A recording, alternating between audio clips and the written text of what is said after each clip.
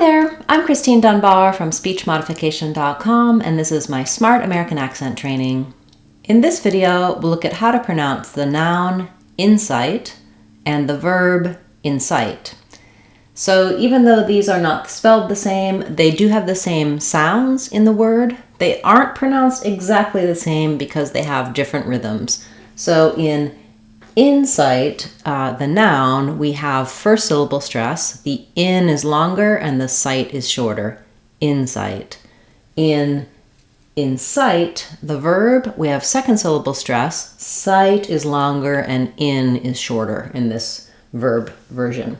So other than that, the two words are pronounced the same, even though we have two different spellings. In incite, we have sight like vision, the same kind of spelling. And in incite, we have sight like to cite something, to cite a document.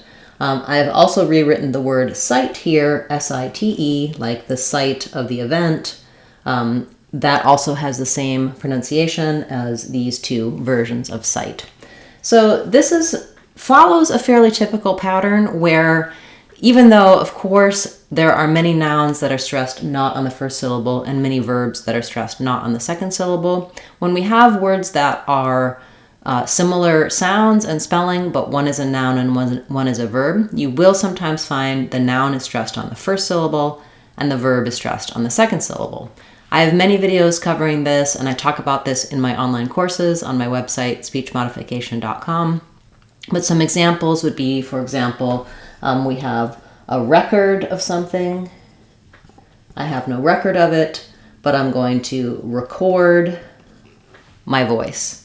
Or we have some produce that we're going to eat, fruits and vegetables, but we're going to produce the record.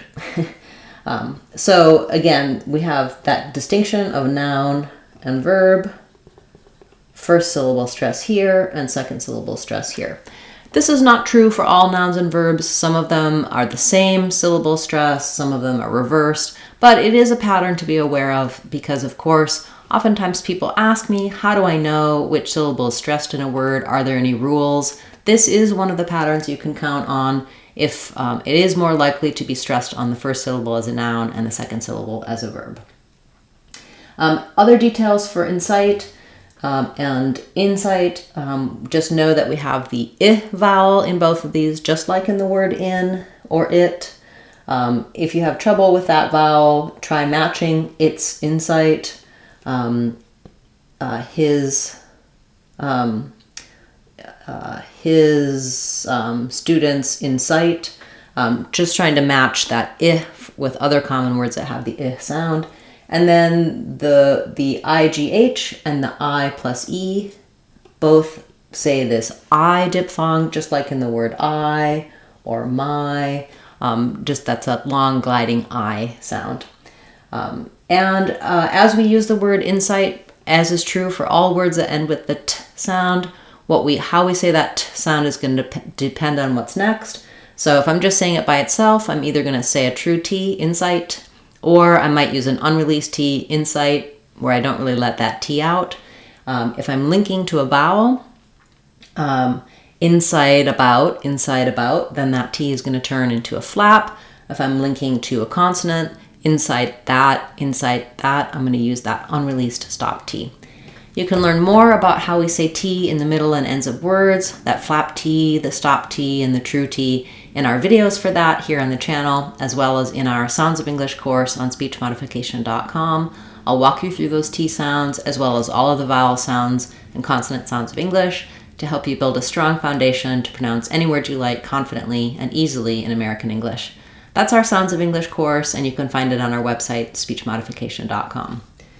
Once you can say incite and incite, do try practicing these in some short phrases just to get the rhythm correct, make sure you're getting the sounds correct.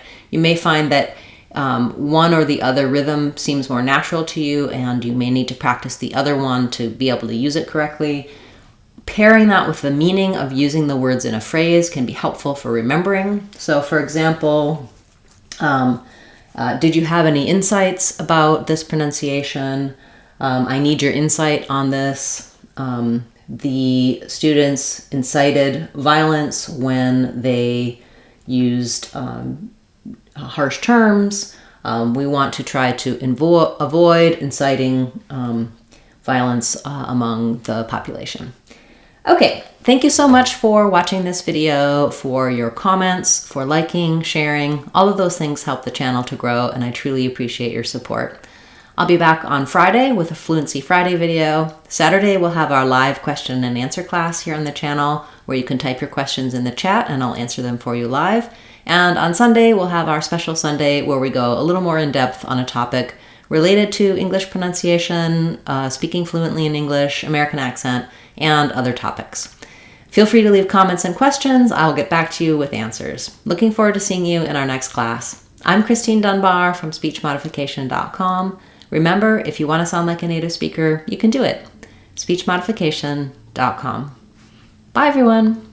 Hope to see you again soon.